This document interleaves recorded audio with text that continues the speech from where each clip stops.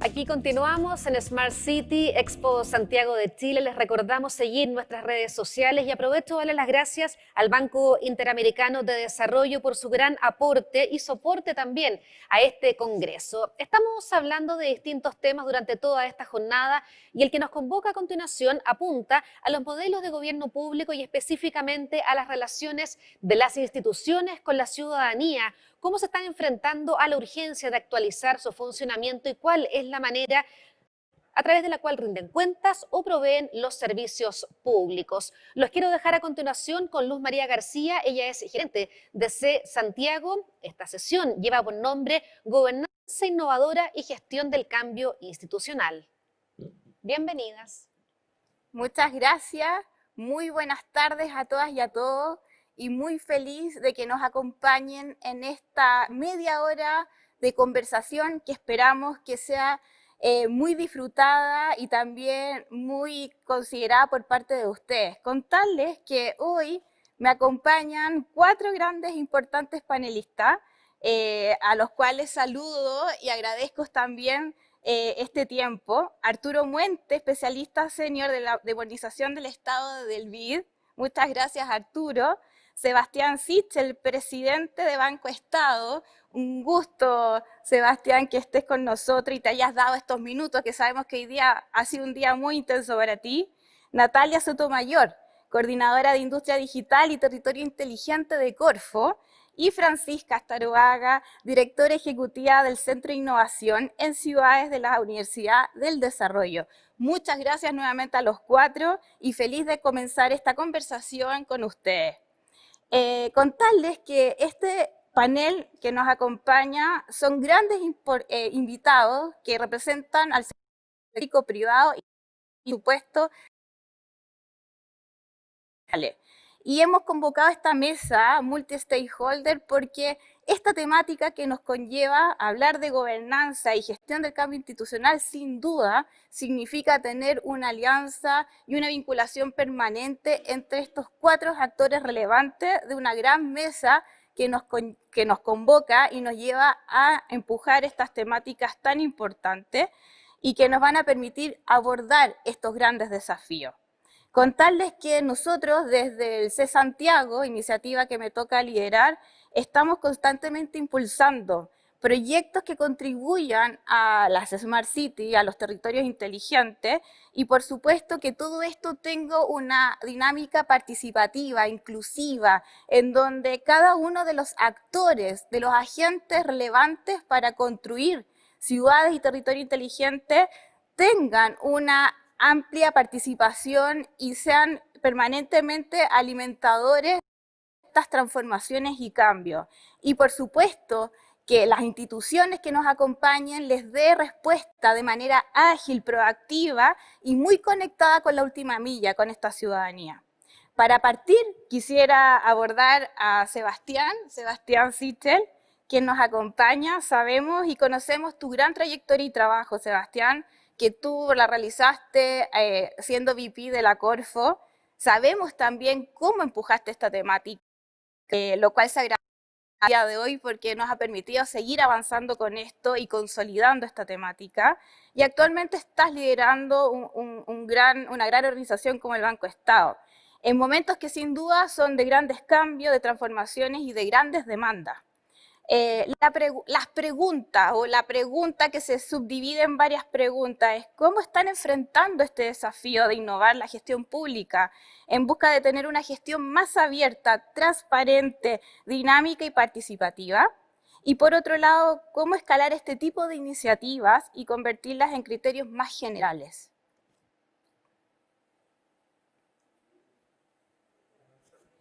Estás muteado, Sebastián. Por favor, si puedes abrir tu micrófono, no te preocupes. Estoy. Ahí sí, dale.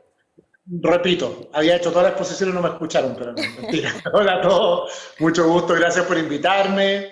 Creo que además los temas asociados a Smart City, a ciudad inteligente, o más bien a ciudades eficientes, como a veces se ha tendido también a entender este concepto, son vitales en la estrategia que viene, sobre todo cuando estamos viendo este punto de inflexión en 2 dimensiones que es súper determinante para esta conversación en la que viene. Lo primero es un cambio de época vital que nos está marcando 4 cambios de época, cambios epocales que van a marcar la trayectoria de los países al futuro, un cambio demográfico, con un envejecimiento de la población, con megaciudades construidas en Chile y además con mucha inmigración, un cambio tecnológico que ha cambiado la forma de relacionarnos y de producir, un cambio social que ha cambiado la dinámica en que la gente se relaciona con el poder y con el élite, y un cambio climático que ha afectado las formas de producir y que también nos obliga a nosotros a producir de manera distinta cuando vivimos en un país exportador de recursos naturales. ¿Por qué digo estos 4 grandes cambios para abrir la conversación?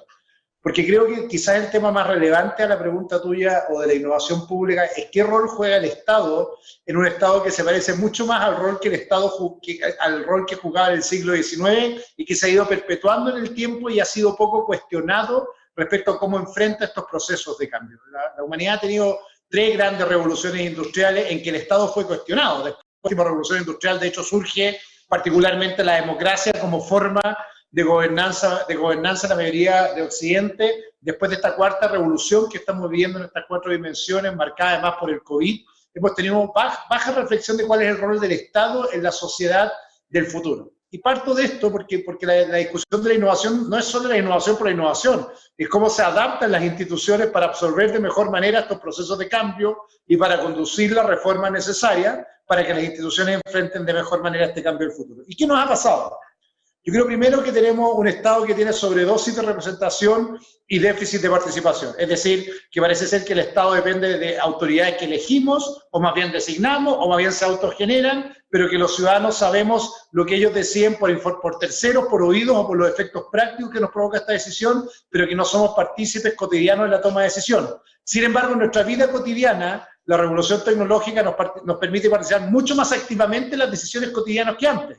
Hasta qué página web visitamos, qué avisos publicitarios nos llegan, qué información queremos recibir, qué medios queremos elegir, pero respecto al Estado todavía seguimos siendo un sujeto pasivo con las relaciones de poder, de derecho, en que alguien toma decisiones por nosotros sin ni siquiera tener una cotidianidad en la información básica, que es la transparencia que tú decías, pero quizás más relevante en influir en la toma de decisiones cotidianas respecto a cómo influye el Estado en mi cotidiano. Entonces, primera gran definición, la verdadera innovación pública del futuro es ponerse al otro lado del mesón y descubrir cómo aquel que es el sujeto del derecho respecto a la intervención del Estado es más protagonista en la toma de decisiones cotidianamente y no solo los procesos eleccionarios esporádicos o en la decisión o el efecto que le genera esto. Y creo que hay ahí un espacio de innovación desafiante que tenemos que tomar. Después voy a hacer algunas conclusiones de esto.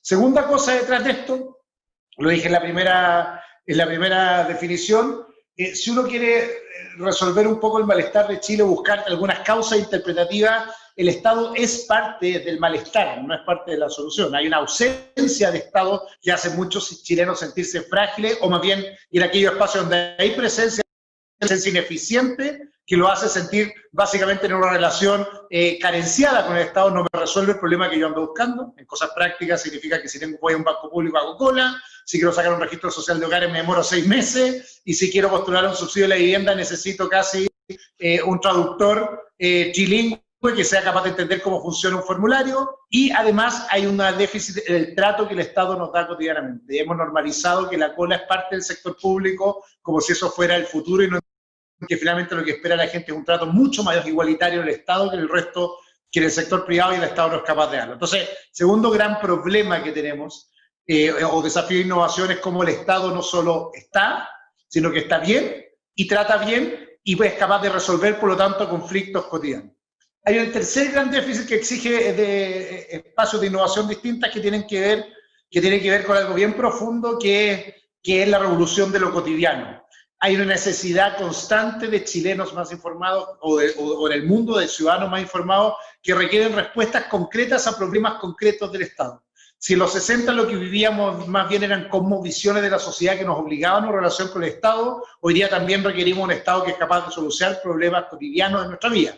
La vereda y el hoyo, la posibilidad finalmente de que pueden o no pueden, que me retiren la basura, y por lo tanto hay una necesidad de respuestas concretas de las cosas más simples, como les dije, hasta las más sofisticadas, que si tengo una enfermedad terminal o una enfermedad catastrófica, quiero que alguien me solucione el problema, y eso se llama lo público. Y cierro con esto, en esta idea, también lo dije en la pasada, el problema de detrás del mesón, como cuatro grandes áreas de innovación. Hemos perdido la capacidad en sociedades desiguales de que quienes toman decisiones entiendan qué es lo que está pasando detrás del mesón del que atiende el sector público. ¿Por qué? Porque tenemos asimetría de información y por lo tanto nosotros creemos saber, creemos conocer y creemos saber cómo resolver, y hay alguien al otro lado que vive, duerme y sueña con el problema y tiene una mirada de la solución distinta y nunca entra en diálogo constante, ni se siente escuchado o dignificado en la relación con el pueblo. O sea, a la pregunta concreta, ¿cuáles son los verdaderos de innovación? Y por eso yo me metí tan fuerte en la Corfo con Smart City, por eso hoy día en el banco me he metido tan fuerte en esta idea que el cliente está en el centro, es cómo las instituciones públicas son capaces de innovar para adaptarse a este siglo XXI o a esta cuarta revolución, pero ahora poniendo el foco no en la misma institución, sino como la institución es capaz de resolver problemas cotidianos con algunas ventajas que no tenía el Estado del siglo XIX. Lo primero, que tiene acceso a información global, transparente de los ciudadanos y puede comunicarse e intercomunicarse en el acceso a servicios que presta. Segundo, que tiene ciudadanos que nos informan sobre sus preferencias cotidianamente, por lo tanto nos permiten tomar decisiones más conscientes si escucháramos más. Y tercero, y creo que es la ventaja más concreta, es que tenemos una tecnología o una interconectividad más bien que podría resolver de mejor manera los conflictos. Y terminar con esta comedia del absurdo que vivimos con un Estado que juega al comprahuevo, que no escucha y no soluciona problemas. En la vuelta les digo dónde hay un espacio de solución, pero es importante tener clara la foto del diagnóstico. Del déficit de participación, del problema detrás del mesón, de la revolución de lo cotidiano y del el Estado como un problema per se y no una solución en el mundo que estamos viviendo. Gracias, Sebastián. Natalia, hartos elementos abrió en esta respuesta, Sebastián. Entonces, ¿cómo lo abordamos? ¿Cómo vamos a aquello? ¿Cómo podemos generar estas colaboraciones, esta proactividad desde el Estado? ¿Cómo lo hace, por ejemplo, lo que haces tú actualmente, liderando una iniciativa, una política de territorio inteligente, y cómo también se hace cargo de que interopere, va disminuyendo esa simetría de información? Si tú me puedes, en términos concretos, ¿cómo de alguna manera territorio inteligente es un habilitador para ir mermando estas brechas que sin duda ha señalado claramente Sebastián? Bueno, justamente es bastante similar a la visión o a la vereda que presenta Sebastián, si bien él se ubica mucho en la visión de la comunidad frente al Estado, ¿no? Nosotros abordamos desde el territorio. ¿Qué pasa con el territorio? Básicamente, cuando se hacen inversiones en el territorio, muchas veces estas no tienen pertinencia. La lógica territorial, ¿qué nos enseña? Que justamente lo importante es que nosotros conozcamos, hagamos un doble clic en el territorio y en base a eso se tomen las decisiones. Pero ¿cuáles son los verdaderos retos para que estas gobernanzas locales, ya sean de cualquiera de los estamentos que puedan generar sistemas, un éxito, en el fondo un éxito radicado en el territorio? Es importante que estos avances, estos proyectos, en el fondo tengan líneas de desarrollo reales. A lo que me refiero es que básicamente la territorial tienen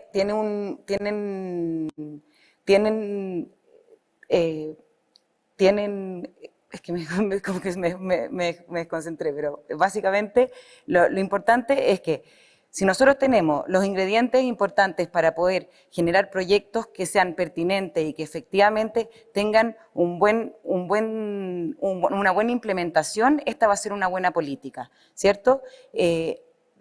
¿Cuáles son los verdaderos retos? A eso iba. ¿Cuáles son los verdaderos retos de las estrategias territoriales? Sin duda es la falta de colaboratividad. O sea, cuando los diferentes establecimientos o instituciones no somos capaces de trabajar colaborativamente, esto es muy difícil llevarse a cabo porque somos diferentes islas y vamos superponiendo en el fondo los trabajos y muchas veces lo que yo hago lo deshace el proyecto que viene más adelante. Entonces, el trabajo colaborativo, las alianzas público-privadas, sin duda son la clave del éxito. y eso amarrado a muchos diagnósticos que nosotros tenemos de los territorios, como por ejemplo la debilidad en cuanto a la adaptación del conocimiento digital. De hoy día la educación no es solamente academia, sino que además hoy día estamos claros que hoy día tenemos que educar a la gente en cuanto a transformación digital, a estas herramientas para que queden insertos en este nuevo sistema.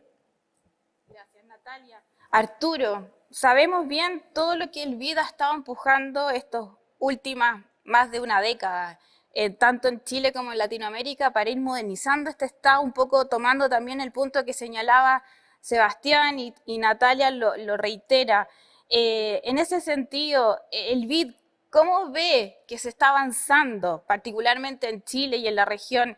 ¿Y cuáles son todavía los elementos que nos faltan, como para ir cerrando esos elementos que de alguna manera todavía están todavía muy separados o compartimentalizados sin lograr ese match, esa vinculación real y consistente para generar gobernanzas innovadoras y de alguna manera influir también en esa gestión del cambio institucional?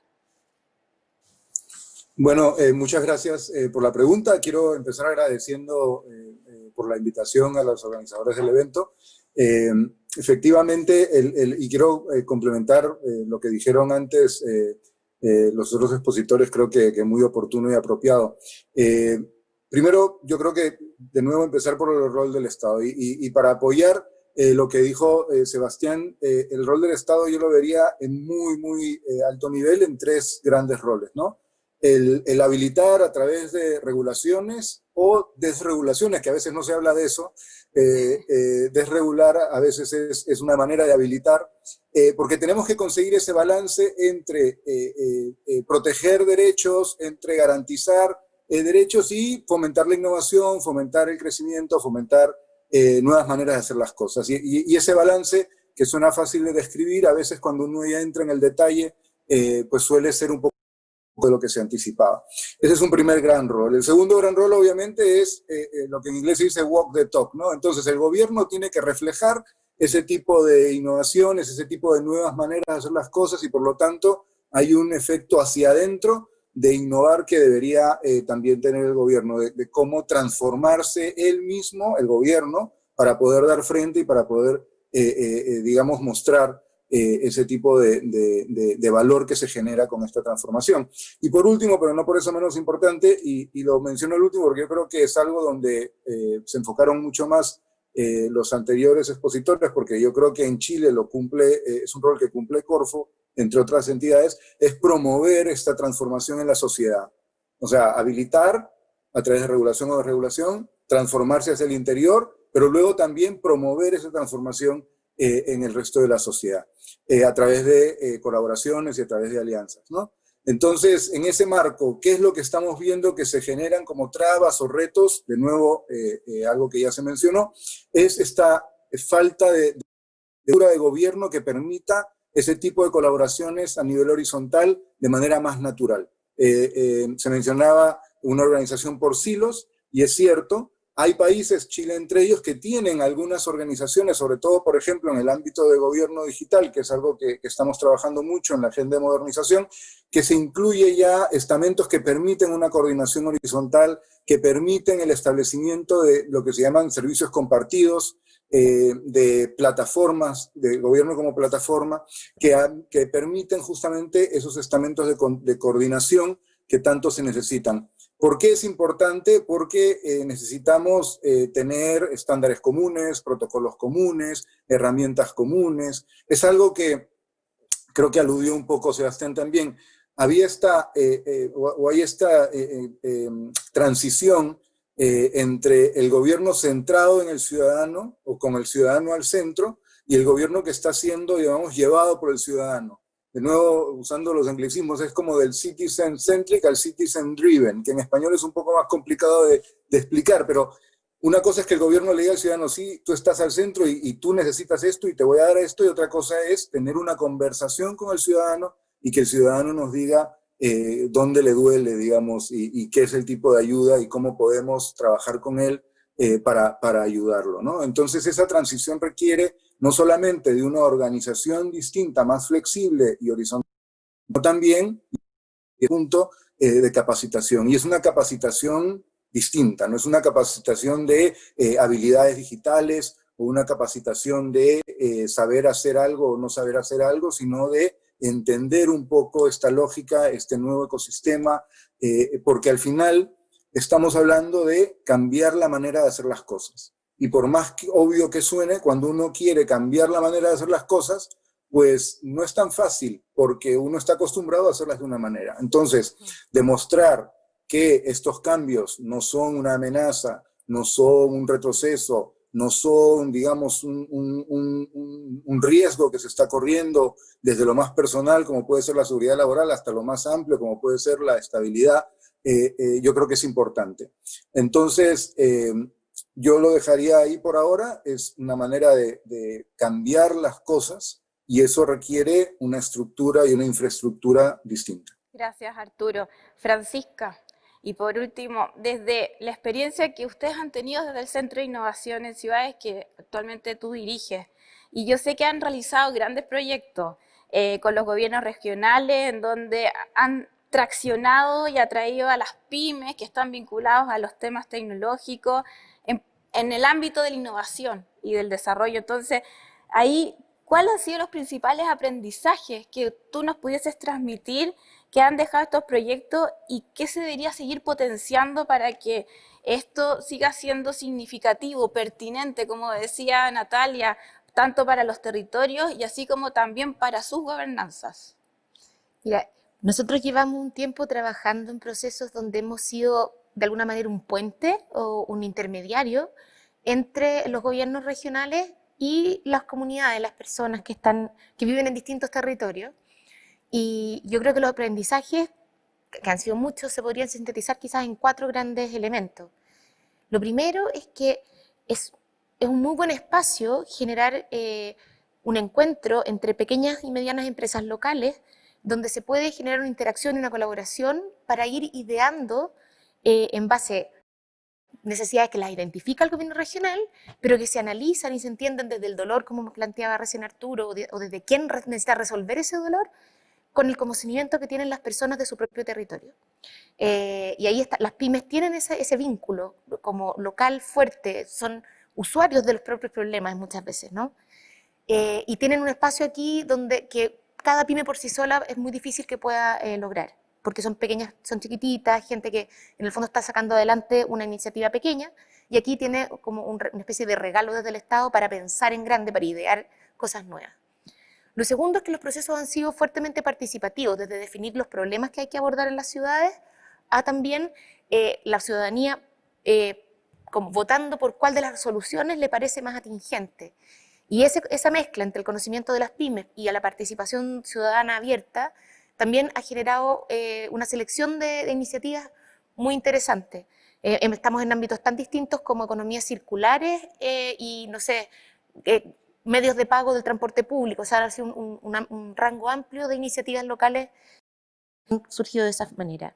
Por otra parte, la relevancia que es poder financiar en la construcción de prototipos. O sea, de testear, de probar en terreno que una idea funciona mejor, peor. O sea, hay un proceso de ideación, de diseño de una respuesta y después de testeo con las comunidades. Y ahí, en el fondo, hay un espacio de volver a bajar las respuestas a terreno para poder ajustarlas de mejor manera. Y el último aprendizaje es que todavía existe una brecha importante para aplicar buenas ideas en los contextos de la administración de cada región. O sea, no es tan fácil que o el municipio, o la Seremi local, o el mismo gobierno regional abra un espacio para implementar cosas que se han desarrollado dentro de los mismos proyectos que son con financiamiento público, porque hay barreras desde la tradición de cómo se hacen las cosas en el Estado, que también se mencionó, como también desde como los nichos de control de cada uno de los aparatos públicos, donde hay veces que ha sido más fácil, otras veces que ha sido más difícil, hay temas más específicos que tienen más barreras también.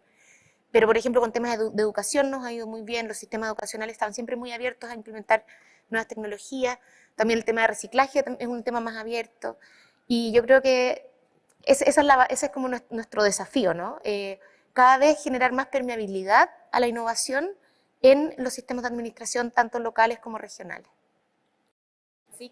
Sin duda, este panel, media hora no se hace nada, porque estos son temas profundos que pueden tomarnos mucho tiempo para abordarlos. Pero yo quiero rescatar algo que quizás sintetiza los elementos centrales de los 4 panelistas.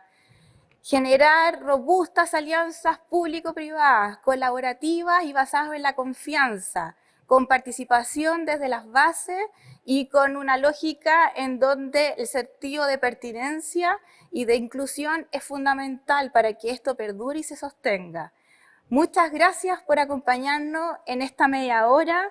Feliz de haber disfrutado de este panel de gobernanza innovadora y gestión del cambio. Agradecerle a nuestros 4 panelistas, a Sebastián, Arturo, Natalia y Francisca. Y bueno, y esperamos que sigan disfrutando de todos los otros paneles y actividades que sin duda son inmensamente interesantes como esta durante esta jornada y la siguiente de la Expo Smart City Santiago 2020. Muchas gracias a todos. Muchas gracias por haber participado con nosotros en este panel y también muchas gracias a todos quienes siguen la transmisión a través de las distintas plataformas en streaming y a quienes están conectados en nuestras redes sociales. Los invitamos a que nos escriban, nos envíen sus mensajes o sus pantallazos. Les vamos a recordar cuáles son nuestras cuentas en Instagram, Smart City Santiago, todos juntos, Smart City Santiago, en Twitter, @SCESTGO, el resumen de Santiago, y el hashtag es SCESTGO. Ahí están nuestras redes sociales para que nos vayan siguiendo y comentando con nosotros mientras avanza el desarrollo de nuestro Congreso Smart City Expo Santiago de Chile. Les quiero recordar que vamos a seguir con transmisión, con nuestra programación en el Canal 1 y que en el Canal 2, a continuación, se va a retransmitir la sesión Resiliencia Urbana, preparar las ciudades para próximas crisis sanitarias. Así que continúen con nosotros.